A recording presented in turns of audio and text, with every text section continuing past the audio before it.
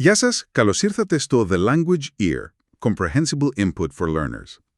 Σκεφτόμαστε συχνά την αρχαία Ελλάδα, τους ναούς, τη φιλοσοφία, τη δημοκρατία, αλλά υπάρχει μια πιο απλή ερώτηση νομίζω. Ποια είναι αυτή? Γιατί οι αρχαίοι Έλληνες περπατούσαν τόσο πολύ? Είναι κάτι που ίσως δεν το πολύ σκεφτόμαστε, περνάει κάπως απαρατήρητο. Ναι, έχεις δίκιο. Αλλά μόλις σου έρθει στο μυαλό, το βλέπεις παντού. Είναι αλήθεια. Το περπάτημα ήταν, πώς να το πω, θεμελιώδες. Δεν ήταν απλώς ο τρόπος να πας από το Α στο Β. Όχι απλά μετακίνηση δηλαδή. Καθόλου. Ήταν βαθιά ριζωμένο στην καθημερινότητά τους, στην οργάνωση της πόλης, στην κοινωνία, ακόμα και στον τρόπο που σκέφτονταν. Ας ξεκινήσουμε από την ίδια την πόλη. Την πόλη που λέμε. Η Αθήνα, για παράδειγμα, πώς ήταν φτιαγμένη? Διευκόλυνε το περπάτημα? Απολύτως. Η κλίμακα ήταν ανθρώπινη. Πρέπει να φανταστείς, η κλασική Αθήνα, ξέρεις, τον 5ο αιώνα π.Χ., είχε διάμετρο γύρω στα 2 χιλιόμετρα. Μόνο? Ναι, περίπου. Αυτό σήμαινε ότι σχεδόν τα πάντα ήταν κοντά. Η αγορά, το κέντρο της δημόσιας ζωής, Ναι.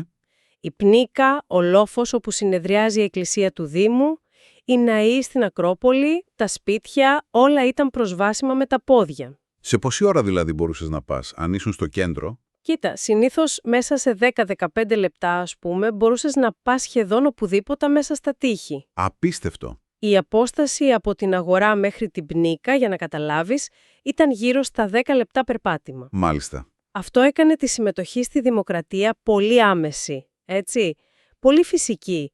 Δεν χρειαζόταν άμεξα ή κάτι άλλο. Και οι δρόμοι πώς ήταν? Φαντάζομαι όχι σαν τους σημερινούς. Όχι βέβαια. Οι δρόμοι ήταν στενοί, οι περισσότεροι χωμάτινοι, δεν ήταν σχεδιασμένοι για πολλές άμαξες ή κάρα. Ο πεζός είχε, ας πούμε, προτεραιότητα. Λοιπόν, και πάμε στους φιλοσόφους τώρα. Έχουμε αυτή την εικόνα, είναι σχεδόν στερεότυπο πια, του φιλοσόφου που περπατάει και διδάσκει. Ο Αριστοτέλης και οι μαθητές του, οι λεγόμενοι περιπατητικοί. Αυτό συνέβη στην αλήθεια, ήταν έτσι όντως? Ναι, συνέβη. Και μάλιστα έδωσε το όνομά του στη σχολή. Το Λύκειο, η σχολή του Αριστοτέλη, είχε αυτούς τους στεγασμένους διαδρόμους, τους περιπάτους. Α, γι' αυτό τους λέγανε έτσι. Ακριβώς. Εκεί συνήθιζαν να διδάσκει περπατώντας, συζητώντας με τους μαθητές του. Η λέξη περιπατητικός κυριολεκτικά σημαίνει αυτόν που περπατάει τριγύρω, αυτόν που του αρέσει ο περίπατος. Ακούγεται ενδιαφέρον, ειδικά τώρα που ξέρουμε περισσότερα για τη σχέση της κίνησης με τη σκέψη. Σχίσει τη δημιουργική σκέψη, ξέρεις πόσο? Πόσο? Μέχρι και 60%. 60%? Σοβαρά τώρα? Αυτό είναι εντυπωσιακό ποσοστό. Είναι, έτσι δεν είναι? Φαίνεται πως ο Αριστοτέλης είχε πιάσει κάτι σημαντικό. Ενστικτωδώς ίσως. Ναι, και δεν ήταν ο μόνος. Σκέψου τους στοικούς φιλοσόφους. Αυτοί δίδασκαν στη στοά ποικίλη. Που ήταν στην αγορά, σωστά. Μέσα στην καρδιά της αγοράς, ναι. Ένας δημόσιος χώρος με πολλή κίνηση, πολύ σύχναστος. Ενώ άλλοι προτιμούσαν την ησυχία. Ακριβώς. Σε πλήρη αντίθεση, οι Επικούριοι επέλεξαν την ησυχία και την απομόνωση του κήπου τους έξω από τα τείχη της πόλης. Άρα, η επιλογή του τόπου για περπάτημα και σκέψη είχε και μια βαθύτερη σημασία. Έναν συμβολισμό, Σίγουρα. Έδειχνε και τη φιλοσοφία τους, κατά κάποιον τρόπο. Και πέρα από τη φιλοσοφία, πώς αλλιώς έβλεπες αυτή την κουλτούρα του περπατήματος στην καθημερινή ζωή? Παντού ήταν. Στην κοινωνική και τη θρησκευτική ζωή ήταν βασικό στοιχείο. Σκέψω τις μεγάλες θρησκευτικές πομπές, τις πομπές. Α, ναι. Η πομπή των Παναθηναίων στην Αθήνα, για παράδειγμα. Ήταν ένα τεράστιο γεγονός. Με πολύ κόσμο. Χιλιάδες πολίτες περπατούσαν όλοι μαζί, ακολουθώντας μια πολύ συγκεκριμένη διαδρομή. Ξεκινούσαν από την πύλη του Διπύλου, περνούσαν μέσα από την αγορά και ανέβαιναν στην Ακρόπολη. Τι εικόνα. Ήταν μια συλλογική πράξη. Μια δήλωση, θα έλεγα, κοινής ταυτότητας και πίστης. Ενίσχυε το δέσιμο της κοινότητας. Μια ζωντανή εικόνα της πόλης σε κίνηση, πραγματικά. Και στη πιο απλή καθημερινότητα υπήρχε και εκείνο το ιδεώδες της καλοκαγαθίας, σωστά? Μάλιστα. Η ιδέα του ολοκληρωμένου πολίτη, που συνδύαζε την ηθική αρετή με τη σωματική ευεξία. Το περπάτημα ήταν μέρος αυτού. Οπωσδήποτε. Η βόλτα στην αγορά για συζητήσεις, για νέα, η μετάβαση στο γυμνάσιο για άσκηση, όλα αυτά γίνονταν με τα πόδια. Ήταν μέρος της διαμόρφωσης του πολίτη. Ακόμα και για τις γυναίκες, που ξέρουμε ότι ο χώρος τους ήταν κυρίως ο οίκος, το σπίτι, Περπατούσαν κι αυτές.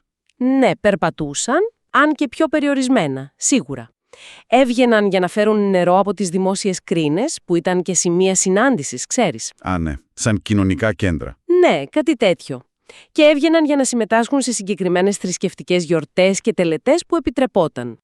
Η ιδεολογία έλεγε ο χώρος τους να είναι μέσα, βέβαια. Ναι, αλλά εσύ το πιστεύεις ότι αυτό εφαρμόζονταν πάντα τόσο αυστηρά στην πράξη?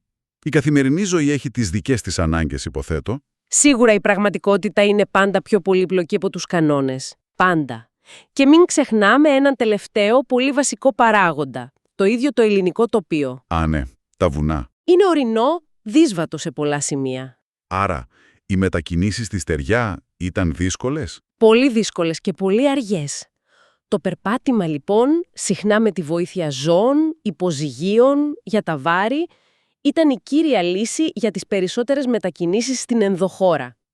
Και οι δρόμοι? Οι δρόμοι ήταν απλοί, μονοπάτια ουσιαστικά. Τίποτα σαν το οργανωμένο οδικό δίκτυο που έφτιαξαν αργότερα οι Ρωμαίοι. Το διάβασες αυτό? Η σύγκριση είναι πολύ ενδεικτική. Ναι, το έχω διαβάσει. Είναι μεγάλη διαφορά.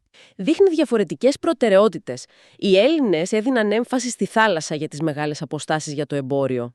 Είναι λίγο περίεργο πάντως που μια τόσο ανεπτυγμένη κοινωνία, με τόση σκέψη, δεν επένδυσε περισσότερο σε καλούς χερσαίους δρόμους. Αναρωτιέμαι γιατί. Ίσως δεν το θεωρούσαν τόσο κρίσιμο. Ίσως. Ή ίσως πάλι αυτό δείχνει ακριβώς αυτό που λέγαμε στην αρχή, μια κοινωνία φτιαγμένη στην κλίμακα του ανθρώπου που περπατάει, που αλληλεπιδρά άμεσα με το περιβάλλον του, με τους συμπολίτες του. Δεν έχω ιδέα αν ήταν μια συνειδητή, ας πούμε, πολιτισμική επιλογή ή απλώς μια προσαρμογή στις συνθήκες γεωγραφικές, τεχνολογικές. Πάντως, το αποτέλεσμα ήταν αυτό. Λοιπόν, για να τα μαζέψουμε λίγο, φαίνεται πως το περπάτημα δεν ήταν απλά μια ανάγκη στην αρχαία Ελλάδα. Ήταν ένας κεντρικός άξονας της ζωής. Ακριβώς. Διαμόρφωνε τις πόλεις, ενέπνεε τη φιλοσοφία, συνέδεε την κοινότητα στις γιορτές, ήταν μέρος της καθημερινότητας της ίδιας της ταυτότητας. Ακριβώς. Ήταν ένας τρόπος να βιώνεις τον κόσμο, να σκέφτεσαι, να υπάρχεις μαζί με τους άλλους, μια βαθιά σύνδεση σώματος, πνεύματος και κοινότητας. Που ίσως σήμερα, με τον δικό μας τρόπο ζωής, κάπως την έχουμε αποδυναμώσει, χάσει λίγο. Ίσως, ναι. Είναι μια σκέψη αυτή. Μας βάζει σε σκέψεις πάντως για το πώς ο τρόπος που κινούμαστε τελικά διαμορφώνει και τον τρόπο που ζούμε και σκεφτόμαστε. Είναι ενδιαφέρον. Ίσως αυτό είναι ένα θέμα που θα το συζητήσουμε αργότερα πιο αναλυτικά. Πράγματι. Λοιπόν, για σήμερα νομίζω φτάσαμε στο τέλος. Τα λέμε την επόμενη φορά. Γεια σας.